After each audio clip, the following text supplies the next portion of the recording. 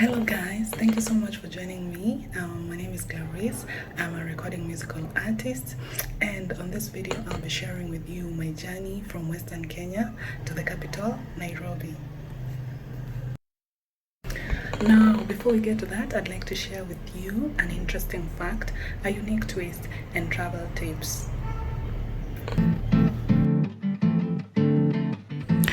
Now, a fun fact about traveling is that it can actually make you more creative.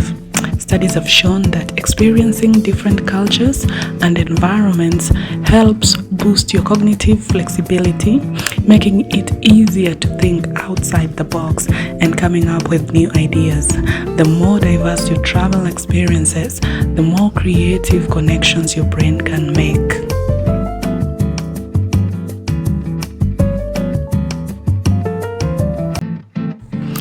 A unique twist about traveling is that it can change your perception of time.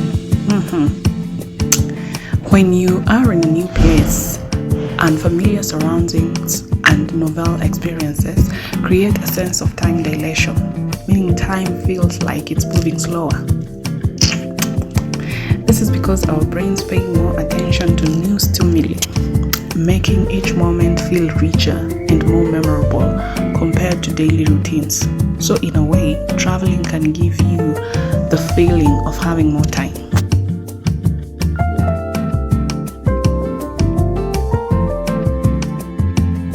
Well, here are some useful travel tips to make your journey smoother and more enjoyable. Number 1, pack smart, using cubes to organize your luggage and roll your clothes to save space and reduce wrinkles.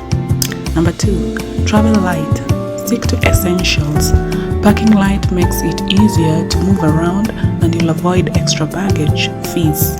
Number 3, photocopy important documents. Make copies of your passport, ID, and travel itinerary and keep them separate from the originals in case of loss or theft. Number 4, download offline maps. Save maps of your destination so you can navigate even without internet access. Apps like Google Maps allow you to download areas in advance. Number 5, embrace local food. Try local dishes instead of sticking to familiar foods. You'll get a taste of the culture and often find cheaper, more authentic meals. Number 6, learn basic phrases. Knowing a few words in a local language can go a long way in showing respect and making interactions easier. Number 7, use a portable charger. Keep a full charged power bank handy, especially for long sightseeing days when you rely on your phone for photos and navigation. 8, get travel insurance. It's often overlooked but incredibly important for peace of mind, covering medical emergencies, trip cancellations, and lost luggage. Number 9, check visa requirements. Always double check the visa rules for your destination well in advance to avoid last-minute surprises. Number 10, stay flexible. While planning is great, leave room for spontaneous adventures. Some of the best travel experiences are unplanned. Maybe another travel tip is that, sometimes when you're traveling and it starts to get quite exhausting, you could benefit from listening to music. I promise. Could get better. Could get better if you listen to music.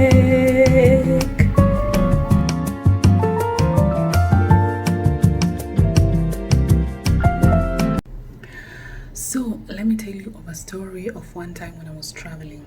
So I was traveling by bus and it was still from Nairobi to Western Kenya. And so this day I had worked the whole day and so I was tired, but still I needed to travel overnight. So I get to the to town, and I bought the bus. And after this, I make my way to my seat. And since I was so exhausted, after everything else is done, after they checked the tickets and loaded the luggage, and the bus set off, I started sleeping. But you know one thing, I usually like to travel with the windows open because I have like motion sickness, and I think somehow when I'm in motion by a vehicle, I just feel like, you know, some shortness of breath, and then I feel nauseated. So I usually like to sit closer to the window. And so, just like I always do, I sat closer to the window and I started sleeping. And there were few people on the buses, so I didn't have somebody sitting next to me. I was just all by myself, and it was somehow like a back seat. I have always wanted to sit way, in front of in the more front seats, but in the seats that are at the front. But on this day, I think I just got a window seat that is towards the back of the bus, and so I started sleeping, and I slept. I think I slept for a very, very long period of time, and by the time I woke up, I found that the left side, because I was sitting on the left side of the bus, the left side of my body was wet. And surprisingly, this is not something that I felt while I was asleep. And it was wet because it had been raining. And it had been raining for a while. And I think that probably it rained for a while before my system was shocked hard enough to wake up and feel the wetness. But I guess what I learned from this story is that probably you do not open the window all the way. You leave just a little bit of space for the fresh air to get in, or maybe you can just close it all together. But you know, I usually feel so bad, so I think that the idea of just leaving a little space for the fresh air is a bit ideal, especially if you are going to sleep. It's okay. It's advisable to shut the window, but to open the window but not open it all the way. So that's the lesson I learned that day. I don't know if this has happened to everybody. See, you share in the comments your travel experience, either by road or air, that at least you learned a lesson from.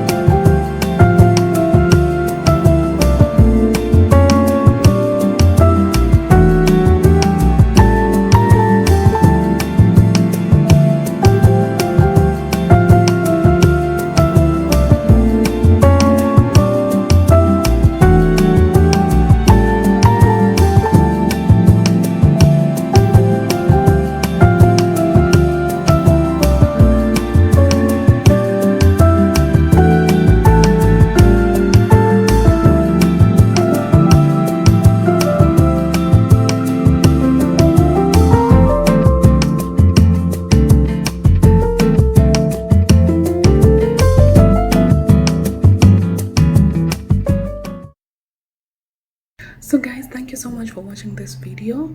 Don't forget to subscribe to my channel, Qlaryce World, and also remember to check my songs on my Qlaryce music channel. See you in the next video. Bye.